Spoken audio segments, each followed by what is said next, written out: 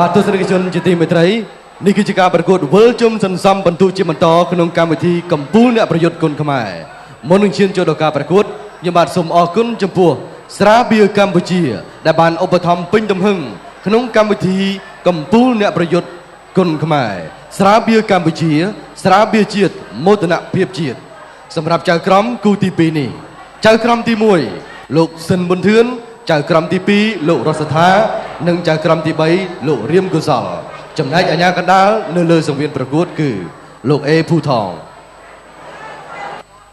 សូមជូនសមាជិកគូទី2បង្គោលខៀវស្លៀកខោពណ៌ខៀវអាយុ24ឆ្នាំកម្ពស់ 1.68 ទម្ងន់57គីឡូក្រាមធ្លាប់ប្រកួតកម្ពុជាអ្នកប្រយុទ្ធ5ដងឈ្នះ2ដងចាញ់3ដងប្រកួតចុងក្រោយចាញ់ទីប៉ូណេតក្នុងទឹកទី1មកពីជំរំកម្ពុជាអ្នកប្រយុទ្ធស្រុកកំណើតភូមិខ្មាឃុំលលោកសស្រុកសំពៅមាសខេត្តពោធិ៍សាត់គ្រូបង្ហាត់មានចំនួន6រូបក្នុងជំរំកម្ពុជាអ្នកប្រយុទ្ធលោកស្រីនាងកញ្ញាសូមស្វាគមន៍កម្ពុជាអ្នកប្រយុទ្ធខេត្តពោធិ៍សាត់ឈុនលីចំណែកបង្គោលក្រហមស្លៀកខោពណ៌ក្រហមអាយុ20ឆ្នាំកម្ពស់ 1.65 ទម្ងន់57គីឡូក្រាមធ្លាប់ប្រកួតប្រដាល់សេរីចំនួន20ដងឈ្នះ15ដងស្មើ2ដងចាញ់3ដងនិងផ្ដួលគូប្រកួតឲ្យសន្លប់3ដងធ្លាប់ប្រកួតកម្ពុជាអ្នកប្រយុទ្ធ3ដងឈ្នះទាំង3ដងនិងផ្ដួលគូប្រកួតឲ្យសន្លប់2ដងប្រកួតចុងក្រោយឈ្នះមុំច័ន្ទធូក្នុងទឹកទី1មកពីក្លឹបប្រដាល់ឃ្លាំងមឿងកីឡាខេត្តពោធិ៍សាត់ស្រុកកំណើតភូមិស្ពានខ្ពស់សង្កាត់គីឡូម៉ែត្រលេខ6ខណ្ឌរសីកែវរាជធានីភ្នំពេញគ្រូបង្ហាត់លោកសុកវិជ័យលោកស្រីនាងកញ្ញា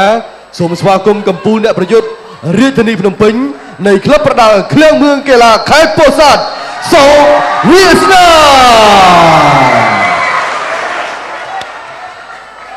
បាទរីករាយទស្សនាការប្រកួតគូទី2ជាបន្តទៀតបាទនេះគឺជាស្ថិតិបាទនឹងជីវប្រវត្តិសង្ខេបរបស់អ្នកទាំងពីរចាក់ភ្នែកកាន់ forward យកវាដៃចុចឲ្យបានបាទលោកអេផងដែលជាអតីតកីឡាករប្រដាល់ក្បាច់គុណបុរាណខ្មែរបាទដល់មានប្រជាប្រិយភាពមួយរូបដែរនោះអពេលនេះខ្លាយទៅជាអញ្ញាកណ្ដាលបាទក្នុងការប្រកួតវេដាក់ទ្រុងនេះអូខេបាទកំពុងតែប្រាប់ពីលក្ខន្តិកៈដល់បងប្អូនទាំងពីរប្រយ័ត្នបីហើយកម្ពុជាអ្នកប្រយុទ្ធគូទី2ទឹកទី1ដល់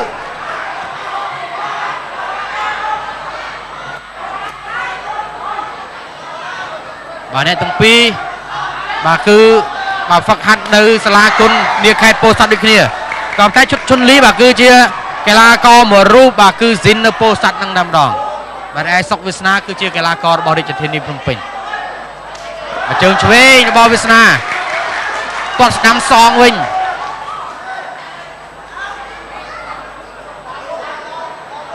បាទឈុនលីបាទម៉ូតសក់គាត់ស្អាតបាទម៉ូតសក់សេះបាទជើងស្ដាំសុកវាសនាដើរចូលទាត់ឆ្វេងទាត់ស្ដាំបាទអ្នកទាំងពីរគឺប្រើក្បាច់គុណបុរាណខ្មែរធ្វើជាគោលបាទដូច្នេះគឺវាយគ្នាដោយប្រយោលមកជើងស្ដាំទាត់ឆ្វេងបាទឆ្វេងម៉ាត់ខុសទាត់ឆ្វេងសងមកវិញបាទកំផិតបុកបន្តិចបាទបំរុងបុកដួលក៏ប៉ុន្តែមិនអាចដួលបាន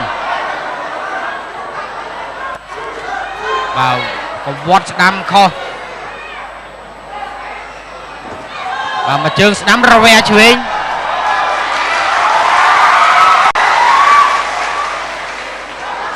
បាទដើរចូលទាត់ឆ្វេងខាងក្រោមអីអូយម្ដាយឆ្វេងចូលចកាទៅហើយទាត់ឆ្វេងដោយឈុនលីរួចដកខ្លួនថយក្រោយវិញវាសនាព្យាយាមដើរចូលទាត់ឆ្វេងខុសទាត់ស្ដាំទាត់ឆ្វេង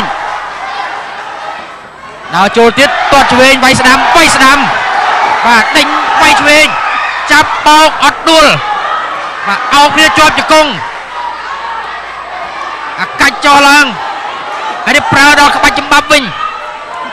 ជង្គង់ឆ្វេងគ្រាកកអីអូយដួលទៅខ្លួនឯងវិញងើបឡើងវិញបាទប្រឡែងគ្នាប្រកួតតទៀតហើយឆ្វេងថែមស្ដាំកិច្ចតន់ គាត់ស្ដាំមកជើងទៀតបាទវាសនាពុកគិតក្នុងចិត្តអាយ៉ាឈុតឈុនលីម្ដងនេះពិតជាសាហាវរកលេខដាក់គ្មានបាទមកជើងស្ដាំរបស់ឈុនលី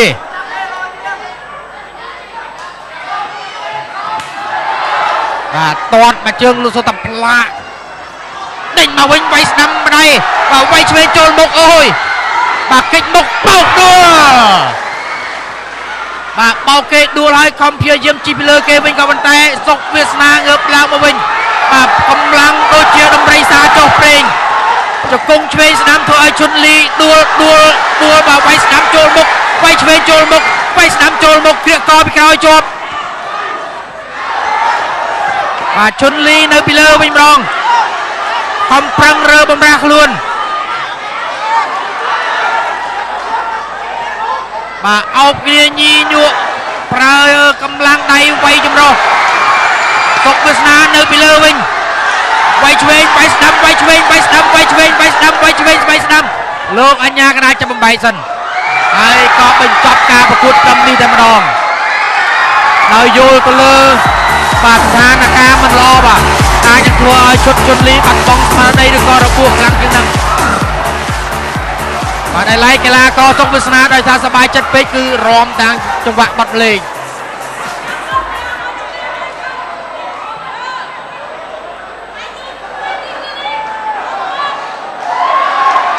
រូបភាពយឺតសាច់ថ្មីម្ដងទៀតសូមបានទេវាចាប់មកឲ្យគេវាយត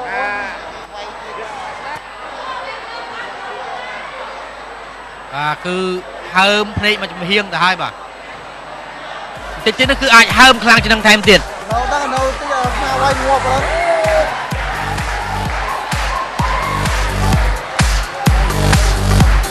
បាទបន្ទាប់ពីនេះទៅគឺកុងឌីណាជាមួយនឹងកីឡាករជួងបូរិនបាទនឹងបន្តការប្រកួតទៀត Put your hands up in the air, put your hands up in the air, put your hands up in the air, put your hands up in the air, put your hands up in the air, put your hands up in the air, put your hands up in the air, put your hands up in the air, put your hands up in the air, put your hands up in the air, put your hands up in the air, put your hands up in the air, put your hands up in the air, put your hands up in the air, put your hands up in the air, put your hands up in the air. Put your hands up in the air, put your hands up in the air, put your hands up in the air, put your hands up in the air, put your hands up in the air, put your hands up in the air, put your hands up បាទទស្សនិកជនជាទីមេត្រីការប្រកួតនៅក្នុងវគ្គវិលជុំសន្សំពិន្ទុគូទី2ត្រឹមតែមួយទឹករយៈពេល3នាទីនិង24វិនាទីអញ្ញាកណ្ដាលបញ្ឈប់ការប្រកួតជ័យជំនះបានទៅលើបង្គោលក្រហមសុកវាសនា